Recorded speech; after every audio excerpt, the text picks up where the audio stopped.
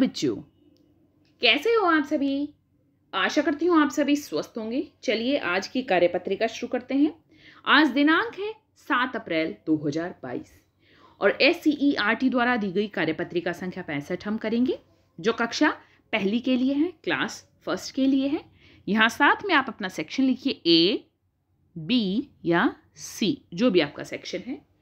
पठन अभियान का हमारा 12वां सप्ताह चल रहा है, जिसका थीम है स्वर्ण स्पर्श। यहाँ आपको अपना नाम और यहाँ पर अपने शिक्षक या शिक्षिका का नाम लिखना है।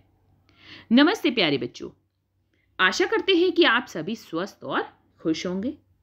बच्चों, आज हम एक ऐसे आदमी की या ऐसे व्यक्ति की कहानी पढ़ेंगे जो बहुत अमीर था, फिर भी उसे और ज्यादा पैसे कमाने का लालच था।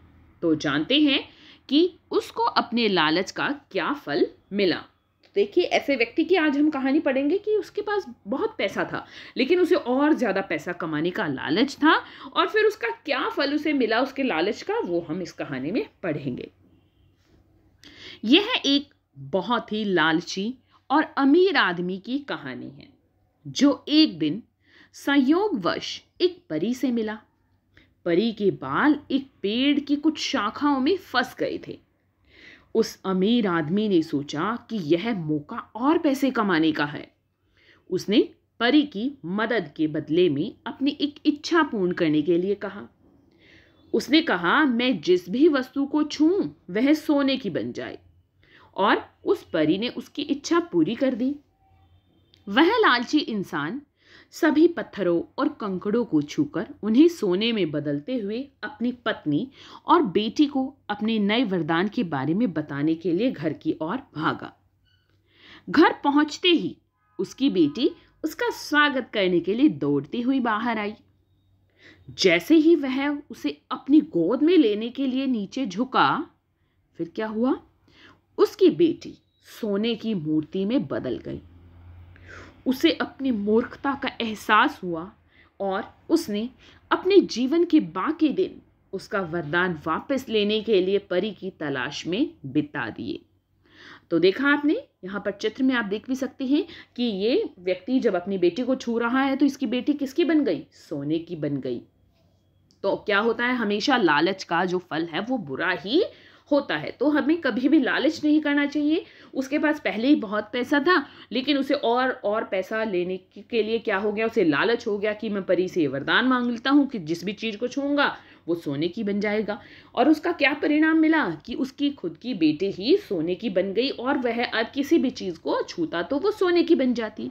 उसे अपनी मूर्खता का एहसास हुआ और फिर उसने क्या किया, बाकी का जो जीवन है उसी परी को ढूंढने में बिता दिया कि वह उस परी को ढूंढे और उससे कहे कि उसका वरदान वापस ले ले। तो इससे हमें क्या शिक्षा मिलती है कि कभी भी हमें लालच नहीं करना चाहिए। उम्मीद करती हूँ आपको ये कहानी पसंद आई होगी। भाग 1। बच्चों, ऊपर दी गई कहानी को पढ़कर अपने शब्दों में अपने दोस्तों को सुनाइए। अब यहाँ पर ये कहानी लिखनी नहीं है, सिर्फ अब आपने ये कहानी सुन ली है, अपने शब्दों में अपने तरीके से इस कहानी को अपने दोस्तों को सुनाना है कि ऐसे एक व्यक्ति था, बहुत लालची था, उसके पास पैसा भी बहुत था, लेकिन क्या हुआ, उसे बहुत लालच होता था कि और पैसा कमाओ, बहुत लालची था वो। इस तरह से अपने शब्दों में ये कहानी आपको अपने दोस्तों को सुनानी है। आओ बातचीत करें।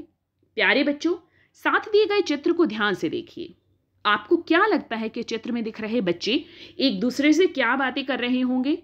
अनुमान लगाकर उनके संवाद या बातचीत को ऊंची आवाज में बोलिए और अपने अध्यापक या अध्यापिका को बताइए। अब यहाँ पर आपको ध्यान देना है कि इनके संवाद आपको लिखने नहीं हैं, ऊंची आवाज में बोलकर बताने हैं। जहां पर भी आपको संवाद लिखने हैं, मैं लिखकर बता देती हूँ, यहाँ पर आपको क्या करना है, संवाद बोलकर बताने हैं, तो लिखने नहीं है। देखिए यहाँ पर क्या संवाद हो सकते हैं।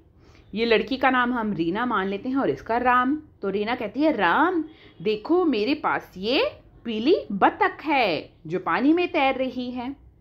और फिर राम कहता है, रीना देखो मैंने ये एक पीले रंग का, क्या है ये, देखिए यहाँ पर लाल रंग भी कह सकती हैं और ये कुछ ऊपर पीले रंग का भी है, कि मैंने देखो ये क्या ढूंढा है पानी में से, ये लाल और पीले रंग का है।